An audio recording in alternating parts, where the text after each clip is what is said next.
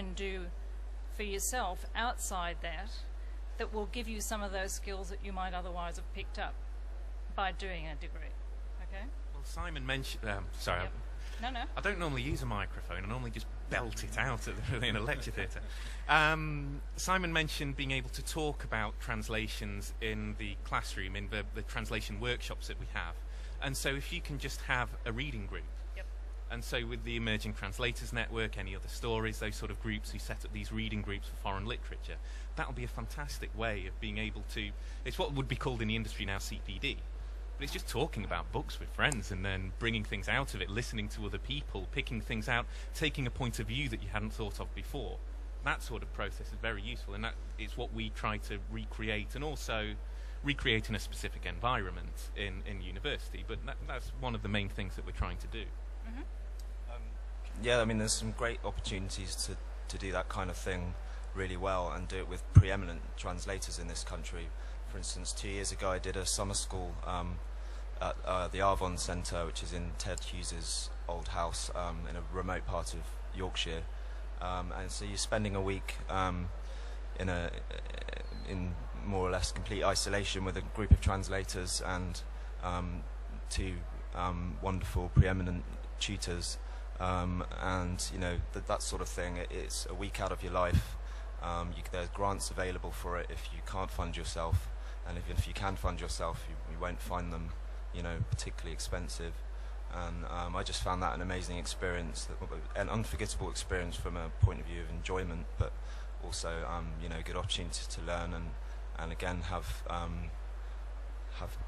really incredible experienced translators look at your work and pick it apart and critique yourself and learn that way. Peter, if I can again just interrupt for a minute. I know that you've actually been on the other side. You're one of the experts that's been flown in or whatever to lead those sorts of workshops. What do you get out of that? Well, I was recently a consultant translator in Banff, and I recommend anybody who can to go to the Banff Literary Translation Centre. It's for 3 weeks, and it's a kind of extended summer school, and they have a number of experienced translators who act as consultants. What do I get? And basically, and then there are a group of 25 translators who are translating from all kinds of different languages, and basically everybody you have your mornings free. So what did I get out of it? You know, they feed you. You don't have to think about that. You don't have to take your children to school.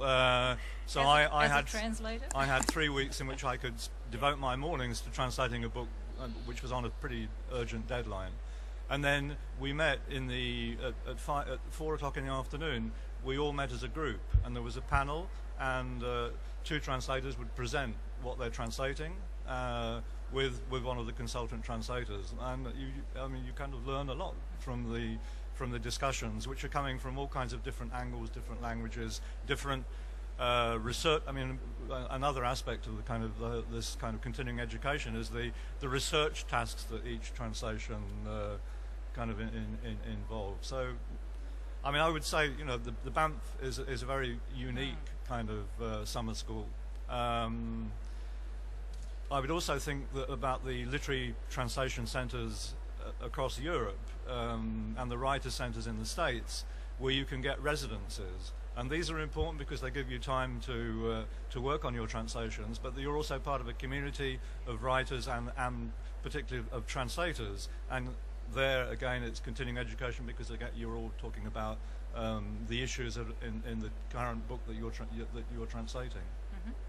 Alistair, have you got anything more to add, similar to the sorts of things you were saying that the government often offers? Yeah, well, as well as working with other translators, another way is to work with the writers themselves. For example, as I was saying, the Romanian Cultural Institute organizes courses where translators can come and meet writers, translate from their work and discuss the work with the writer, him or herself. So this is the other end of the translation continuum, if you like. You have the translator-writer relationship and the translator publisher relationship at the other end. Can we come back to that dreaded word theory that I sat mulling over for some time? You keep promising you'd come back to it. Do you want to come back to it now? Since we have a little bit here, then I'll take some of your words. It depends what we think theory is. There are probably some people here who've studied translation, and my translation students will say, why am I reading this, why am I reading that? And some bits of translation theory are very useful, some bits aren't. Gideon Torrey in descriptive translation studies is not going to help you to improve as a translator. It's not directly applicable to the task that you've got. So what is theory? If we think of theory from almost a scientific point of view, it's trying to predict what can happen with translation. That's very useful for translation studies as an academic discipline. What we want to know as translators and learning translators is how to translate. What's going to be better? How can I even find a translation for this bit of source text that I have? How do I decide which translation that I've created is best here? So that's the sort of theory that's going to be useful and directly applicable in this context. I did Richard's theory course at Exeter University, and it was all incredibly interesting, but in terms of what's actually genuinely useful is probably the last 5 minutes of the whole term when Richard very elegantly arrives at a very simple theory of translation, and you know, with the idea that the simpler a theory is, the more efficient it is, the better it is, and that's what he arrives at the end. And so you go through this whole process of reading crazy French philosophers and you know, some really difficult to read texts, but actually what you arrive at the end is 2 circles on the board with a couple of words written in them. I don't know if you want to explain that. If I tell people at the start, then they might just leave. It's basically making, if you want to think of theory from a point of view of a translator, you've got to get out of it what's useful for you. We always get our students, and it's a pretty typical thing in translation courses across the country and across the globe, to write a commentary with their translation so that they can reflect on it. And we liken that to any sort of learning process. When you start learning to drive, for example, it's levers and bits everywhere, and you think, how am I ever going to be able to turn a corner and change gear at the same time? This is impossible. By thinking about things initially and externally, then you start to make those processes internal, and suddenly things start to click, and you don't have to think deliberately about everything at once. So we'll get people to think in translation about the meaning of single words, even how you can break a word down, how that word will link to other words itself as well. Then thinking about syntax with it. If you're thinking about translating poetry, devices such as meter, rhyme, and so on. You can't think of all of that at once at the start. You've got to break it down.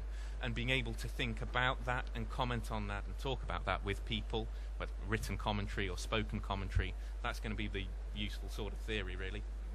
For the sake of Peter's future career, Richard's future career, anyone who's recording this, please delete the start of the answer.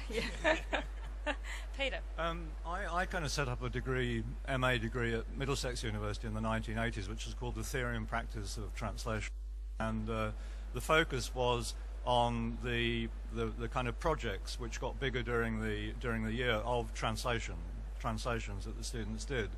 And the idea was that, as it was in London and Middlesex, to get professional literary translators to work as editors with the students on these projects, because I think that, you know, that kind of interaction between the professional literary translator who's experienced with, I mean, it's, in a way it was like mentoring but within an MA framework.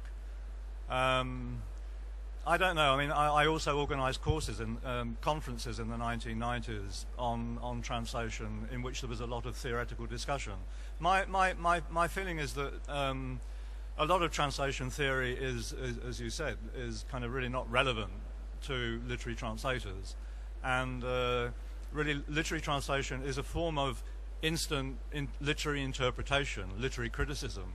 So that, you know, why the obsession with translation theory? I think that if you read works of interpretation of literature, that is equally valuable as a literary translator, because what you need to do is, as you were saying, you know, kind of interpret the resonances that are within the words. to interpret the narrative movement of, I mean, I mainly translate novels, you know, the different narrative movements within the books that you're translating. All of that is a question of interpretation, and every kind of micro decision is an interpretive move right from the first draft. And you're refining that interpretation in terms of your writing of the translation throughout the drafting process and throughout your interactions with the with editors. So I think that is, to me, I mean, I feel that the kind of parallel for literary translators, you know, creative writing, the kind of sort of stuff that are done in creative writing MAs here or MFA programs in the US are extremely valuable, because that's all about honing yourself as a writer. And I think, if I might just add, that for those of us whose careers have been in the study of a particular literature, in my case it was Spain, just learning as a student how to decipher, untangle whatever it was that you were reading. Again, in my case it's more prose than anything else that I'm interested in, trying to find those narrative voices so that you can then transmit, interpret those voices when you're doing your own translation. So I'm sort of heartened by the fact that maybe what you're suggesting is that you don't actually have to do that degree in translation, so I don't have to go back to school, but that a lot of the things, I mean, in a sense, you've got those skills no matter what it is that you've studied. It's a question of finding out how those skills apply specifically to what you're now doing.